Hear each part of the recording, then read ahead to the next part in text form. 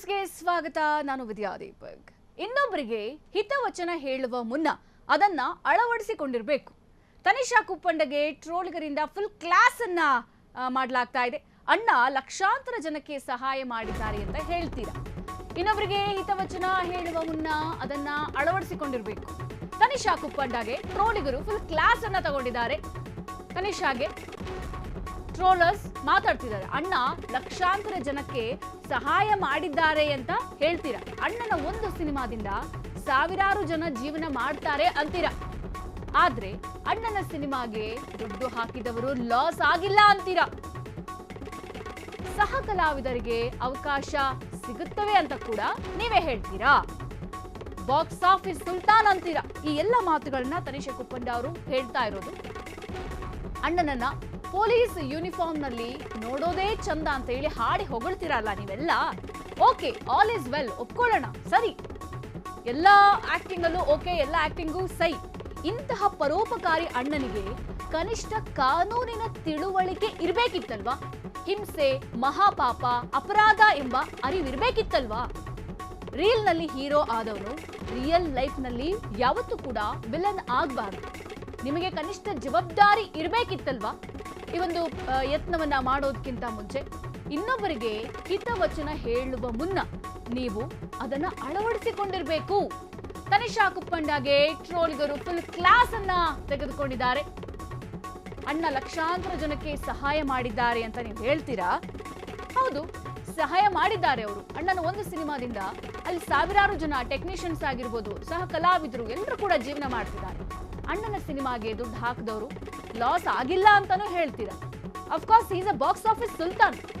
ಸಹ ಕಲಾವಿದರಿಗೆ ಅವಕಾಶ ಸಿಗುತ್ತವೆ ಅಂತ ಕೂಡ ನೀವೇ ಮಾತಾಡ್ತೀರಾ. ಹೀಗೆ ಹೇಳಿ ಈಗ ಟ್ರೋಲರ್ಸ್ ತನಿಷಾ ಕುಪ್ಪಂಡಗೆ ಕ್ಲಾಸ್ ಅನ್ನ ತೆಗೆದುಕೊಂಡಿದ್ದಾರೆ. ರೇಣುಕಾಸ್ವಾಮಿ ಹೆಂಡತಿ ಗರ್ಭಿಣಿ ಅಂತ ಹೇಳ್ತಾ ಇದ್ದೀರಾ. ಹುಟ್ಟೋ ಮಗು ಅಪ್ಪ ಎಲ್ಲಿ ಅಂತ ಕೇಳುತ್ತೆ ಅಂತೀರಾ. ಅಂತ ಕೆಲಸ ಮಾಡಿ ತಂದೆಯ ಮುಖವನ್ನ ಮಗು ನೋಡದಿರೋದೇ ಒಳ್ಳೆಯದು. ದರ್ಶನ್ ಸರ್ ಯಾವತ್ತೂ ನನ್ನ ಇನ್ಸ್ಪಿರೇಷನ್.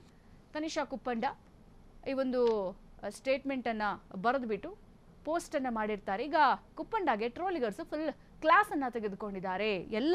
ಎಲ್ಲವನ್ನು ನೀವೇ ಹೇಳ್ತೀರಿ. ಅಣ್ಣ ಲಕ್ಷಾಂತರ ಜನಕ್ಕೆ ಸಹಾಯ ಮಾಡಿದ್ದಾರೆ ಅಂತಾನೂ ಅಂತೀರಾ. ಅವ್ರ ಸಿನಿಮಾದಿಂದ ಸಾವಿರಾರು ಜನ ಜೀವನ ಮಾಡ್ತಾರೆ ಅಂತಾನೂ ಹೇಳ್ತೀರಾ. ಅಣ್ಣನ ಸಿನಿಮಾಗೆ ದುಡ್ಡು ಹಾಕಿದವರು ಲಾಸ್ ಆಗಲ್ಲ ಅಂತಾನೂ ಹೇಳ್ತೀರಾ. ಜೊತೆಗೆ ಸಹ ಕಲಾವಿದರಿಗೆ ಅವಕಾಶ ಸಿಗುತ್ತೆ ಅಂತಾನೂ ಹೇಳ್ತೀರಾ. ಈಗ ಅಣ್ಣನನ್ನ ಪೊಲೀಸ್ ಯೂನಿಫಾರ್ಮ್ ನಲ್ಲಿ ನೋಡೋದೇ ಚಂದ ಅಂತ ಹೇಳಿ ಹಾಡಿ ಹೊಗಳ್ತೀರಾ. ಓಕೆ, ಆಲ್ ಈಸ್ ವೆಲ್, ಒಪ್ಕೊಳ್ಳೋಣ. ಆದ್ರೆ ಇಂಥ ಪರೋಪಕಾರಿ ಅಣ್ಣನಿಗೆ ಕನಿಷ್ಠ ಕಾನೂನಿನ ತಿಳುವಳಿಕೆ ಇರ್ಬೇಕಿತ್ತಲ್ವಾ? ನೀವು ಮಾತಾಡೋದಕ್ಕಿಂತ ಮುಂಚೆ ಇದನ್ನು ಯೋಚನೆ ಮಾಡಬೇಕು. ಅವರೊಬ್ರು ಜವಾಬ್ದಾರಿಯುತ ಸ್ಥಾನದಲ್ಲಿದ್ದಾರೆ, ಜವಾಬ್ದಾರಿಯುತ ನಾಯಕ ಸಿನಿಮಾ ರಂಗದಲ್ಲಿ, ಸ್ಯಾಂಡಲ್ವುಡ್ ಅಲ್ಲಿ. ಹಿಂಸೆ, ಮಹಾಪಾಪ, ಅಪರಾಧ ಅನ್ನುವಂತಹ ಅರಿವು ದರ್ಶನ್ ಅವರಿಗೆ ಇರ್ಬೇಕಿತ್ತಲ್ವಾ? ರೀಲ್ ನಲ್ಲಿ ಹೀರೋ ಆದವನು ರಿಯಲ್ ಲೈಫ್ ನಲ್ಲಿ ಯಾವತ್ತು ವಿಲನ್ ಆಗಬಾರ್ದು. ನಾವು ಯಾವತ್ತು ಇನ್ಸ್ಪಿರೇಷನ್ ಆಗಬೇಕು. ಈಗ ಏನು ರೀಲ್ ಅಲ್ಲಿ ಅವರು ಒಂದು ಇನ್ಸ್ಪಿರೇಷನ್ ಸಿನಿಮಾಗಳನ್ನ ಮಾಡ್ತಾರೆ, ಇನ್ಸ್ಪಿರೇಷನ್ ಮೋಟಿವೇಟ್ ಆಗುವಂತ ಸಿನಿಮಾಗಳನ್ನ ಮಾಡ್ತಾರೆ. ಅದೇ ರೀತಿಯಾಗಿ ಅವರು ವೈಯಕ್ತಿಕ ಜೀವನದಲ್ಲಿ ಕೂಡ ಇರಬೇಕು. ಹಾಗಂತ ಕಾನೂನನ್ನ ಕೈಗೆತ್ತಿಕೊಳ್ಳೋದಲ್ಲ, ಕನಿಷ್ಠ ಜವಾಬ್ದಾರಿ ಇರಬೇಕಿತ್ತಲ್ಲ ಅವರಿಗೆ. ಅವರು ರೀಲ್ ನಲ್ಲಿ ಹೀರೋ ಆದವರು ಯಾಕೆ ರಿಯಲ್ ಲೈಫ್ ನಲ್ಲಿ ವಿಲನ್ ಆದ್ರು? ಈಗ ಸಿನಿಮಾಗಳಲ್ಲಿ JCB ಮುರಿದು ಬೀಳುವ ಹಾಗೆ ಹೊಡೆದ್ರೆ ರಿಯಲ್ ಲೈಫ್ನಲ್ಲೂ ಕೂಡ ಹಾಗೆ ಮಾಡೋ ತಪ್ಪಲ್ವಾ? ಯಾವುದೋ ಮೂಲೆಯಲ್ಲಿ ಅಜ್ಞಾನಿ ಅನಕ್ಷರಸ್ಥ ತಪ್ಪು ಮಾಡಿದ್ರೆ ಅದನ್ನ ಮಾಫಿ ಮಾಡಬಹುದು. ಆದರೆ ಸಮಾಜಕ್ಕೆ ಮಾದರಿಯಾದ ವ್ಯಕ್ತಿ ಇಂತಹ ಪಾಪಕೃತ್ಯ ಎಸಗಿದ್ರೆ ಕ್ಷಮಿಸೋದುಂಟಾ? ಹಾಗಿದ್ರೆ ಕ್ಷಮಿಸಬಹುದಾ?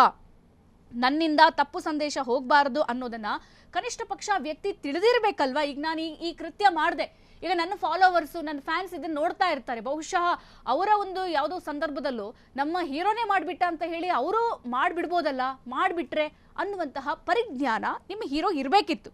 ತನಿಷಾ ಮೇಡಮ್ ಆ್ಯಂಗಲ್ನಲ್ಲಿ ಹೇಳೋದಾದ್ರೆ ಕೊಲೆ ಮಾಡಿರೋದೇ ಒಳ್ಳೆಯದು. ಜನರು ಕೊಟ್ಟ ಹಣ ಮತ್ತು ತನ್ನ ಪ್ರಭಾವ ಬಳಸ್ಕೊಂಡು ಸಾಕ್ಷಿನಾಶ ಮಾಡಿದ್ದೇ ಒಳ್ಳೆಯದು. ಮನೆಗೆ ಮಾರಿ ಜೀವ ತೆಗೆಯೋಕ್ ಹಾರಿ ಇನ್ನೊಬ್ಬರಿಗೆ ಉಪಕಾರಿ. ಇನ್ಸ್ಪಿರೇಷನ್ ಆಗದಿರ್ಲಿ ಮೇಡಮ್ ಅಂತ ಟ್ರೋಲಿಗರು ಈಗ ತನಿಷಾ ಕುಪ್ಪಂಡ ಅವರಿಗೆ ಕ್ಲಾಸ್ ಅನ್ನ ತೆಗೆದುಕೊಂಡಿದ್ದಾರೆ. ತನಿಷಾ ಕುಪ್ಪಂಡ ಅವರು ದರ್ಶನ್ ಅವರನ್ನ ಅವರಿಗೆ ಪರವಾಗಿ, ದರ್ಶನ್ ಅವರ ಪರವಾಗಿ ಒಂದಷ್ಟು ಸ್ಟೇಟ್ಮೆಂಟ್ಸ್ ಅನ್ನ ಕೊಡ್ತಾರೆ. ರೇಣುಕಾಸ್ವಾಮಿ ಆತ ಕಾಮುಕ, ತನಗೆ ಅವರು ಏನು ಇವಾಗ ಶಿಕ್ಷೆಯನ್ನು ಕೊಟ್ಟಿದ್ದಾರೆ ದರ್ಶನ್ ಅವರು ಸರಿಯಾಗಿ ಕೊಟ್ಟಿದ್ದಾರೆ. ಈ ರೀತಿಯ ಹೇಳಿಕೆಗಳನ್ನ ಕೊಟ್ಟಾಗ ಈಗ ಟ್ರೋಲರ್ಸು ಈಗ ತನಿಷಾ ಕುಪ್ಪಂಡಗೆ ಕ್ಲಾಸ್ ಅನ್ನ ತೆಗೆದುಕೊಂಡಿದ್ದಾರೆ. ಕ್ಷಣ ಕ್ಷಣದ ಸುದ್ದಿಗಳಿಗಾಗಿ ಫ್ರೀಡಂ ಟಿವಿ ಸಬ್ಸ್ಕ್ರೈಬ್ ಮಾಡಿ, ಲೈಕ್ ಮಾಡಿ ಹಾಗೂ ಫಾಲೋ ಮಾಡಿ. ಹೊಸ ಸುದ್ದಿಗಳ ನೋಟಿಫಿಕೇಶನ್ಗಾಗಿ ಬೆಲ್ ಐಕಾನ್ ಮೇಲೆ ಕ್ಲಿಕ್ ಮಾಡಿ.